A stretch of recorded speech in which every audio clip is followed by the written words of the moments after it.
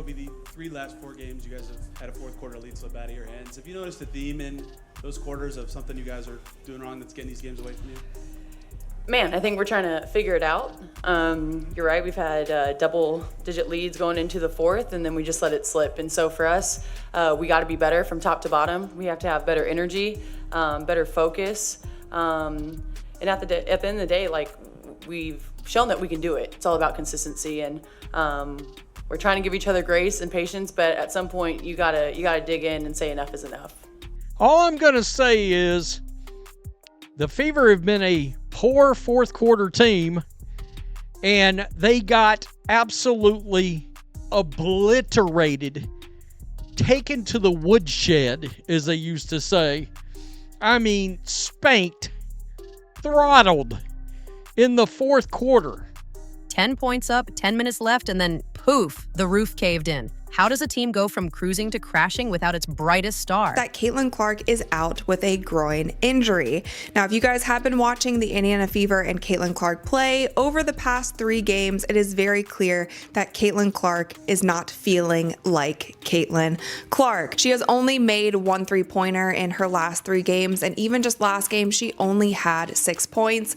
But it wasn't only her performance on the court that was worrying fans, it was also just her demeanor. The Indiana Fever burst out of the gate like they had something to prove. Kelsey Mitchell, freshly liberated from her shooting slump, splashed jumpers from every angle, piling up 20 points before most fans found their seats. Right beside her, new signee Ari McDonald hounded passing lanes, turning steals into easy buckets. For a moment, the Fever's backcourt looked fearless, sprinting ahead to a double-digit cushion.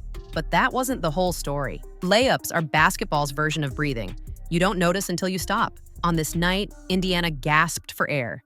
Open finger rolls clanged, uncontested freebies rimmed out, and by halftime, the shooting chart resembled a field of red X's. Every player was guilty. Mitchell, Boston, Hull. The list read like the entire roster. Missed chances bled momentum, and the Sparks sensed life. Yet even while the Fever fumbled inside, a bigger leak was forming underneath the hoop. Man, I mean, they were running a play where little brush screen at the bottom. They're tall, you know. We try to go small ball, but again, at some point we got to take ownership and say no. You know what I mean? And we just didn't do that. And we're going to be better from it. We're going to learn from it. It's going to make us tougher, but we have to flip that switch. It's getting to this the part of the season where we can't just be like, hey, like next game. No, like we got to make the correction and do it quick. They outworked the LA Sparks through 3 quarters. And then, unfortunately, in the fourth quarter, the LA Sparks got hot. And when you don't have an ability to create an open shot, it doesn't matter how hot you get. Interior defense has stalked Indy all season, and against Los Angeles, it emerged in full daylight. Azura Stevens bullied her way to 23, Diarra Hamby cleaned glass like a vacuum, and Kelsey Plum waltzed through seams that shouldn't exist. Rotations came a beat late. Help swiped at the ball instead of planting bodies. A 10-point swing ballooned from layups, putbacks, and old-fashioned 3-point plays. Fans could almost hear the rim groaning. But a team like the Sparks, yeah, they should beat this team. And they were beating this team until they blew it. Caitlin Clark, right here. Here's your Caitlin Clark highlight. Drinking from a water bottle right here. That might have been the highlight of the night at this point.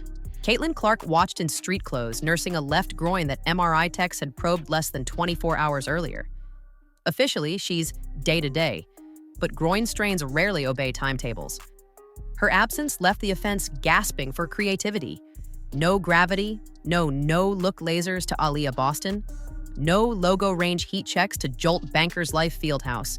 Even from the bench, Clark stole headlines, barking at refs until Kelsey Plum pointed her way, demanding a tech that never came. Drama swirled, but production stayed silent. A lot of players had a lot of steals on the Fever today, which is another great thing for this team. Lexi Hull had 2 steals. Ari McDonald had 2 steals. You saw Sophie Cunningham have 4 steals. Aaliyah Boston had 5 steals. They played amazing perimeter defense. That's how they were able to be in this game, and they had a 10-point lead early in the fourth quarter, but once again, they lost because of their rebounding, their free throws, interior defense, defense and missed layups. That is why this Indiana Fever team continues losing games, and they also have trouble maintaining their speed throughout these games. Early on, they were playing really fast. We're going to get into those moments where the Indiana Fever team looked amazing, and then they stopped playing so fast. Maybe it's because they're getting tired. Maybe it's bad coaching and not motivating the players to continue running. Maybe the other team's defense is picking up. It could be a lot of reasons. Boston racked up 5 steals. Sophie Cunningham nabbed 4, and McDonald kept adding to the pile. Problem: those golden opportunities turned to dust when the Fever slowed.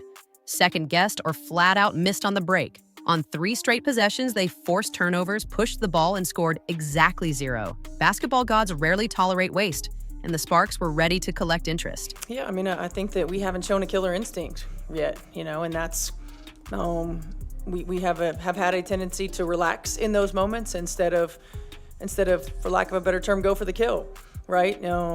We've had empty possessions where we've been too lax with the basketball and have either taken poor shots or not valued every opportunity we have to score. We've had breakdowns on the defensive end of the floor.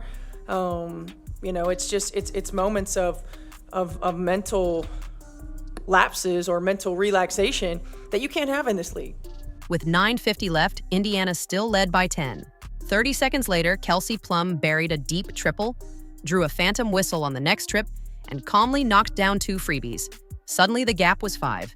On the ensuing play, Hamby grabbed not 1, but 2 offensive boards, flipping a stop into an and-1 dagger.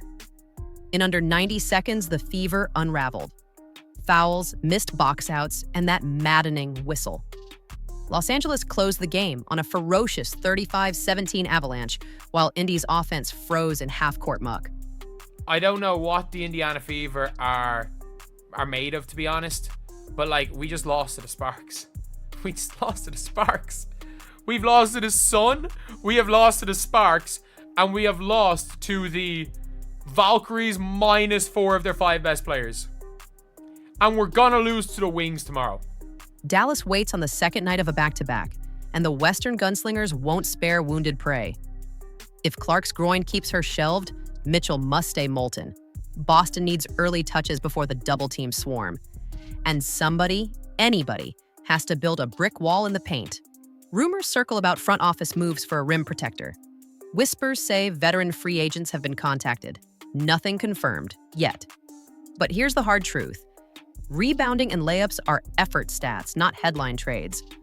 Until Indiana values the dirty work, even Clark's return might only plaster over cracks. There's got to be a level of physicality that we have to box out. We have to push them back. If I remember correctly, I think Hamby's was off of a missed shot. We were in a rotation, and we got to be disciplined to finish plays. Stephanie, you've been dealing with a lot of different lineup changes throughout the season. How do you maintain a certain level of consistency throughout all of that with, like you said, hard play and execution, things of that nature? Well, with the injuries particularly, you can't really maintain a consistent rotation. So, it's just something that we're not necessarily always reinventing the wheel.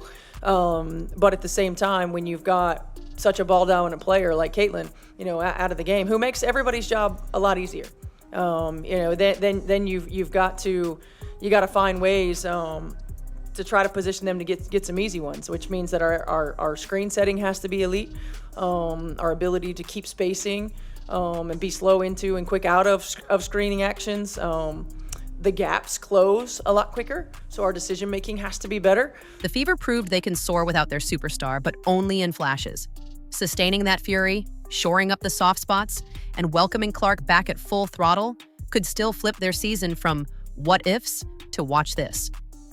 Because in the WNBA, momentum changes faster than a pull-up 3. The next test tips off tomorrow night. Will Indiana learn from a collapse that still echoes through every missed layup? Or will history repeat, one heartbreaking bounce at a time? If you want more breakdowns, rumors, and courtside drama, smash that subscribe button, ring the bell, and join the conversation below, because the Fever dream is far from over.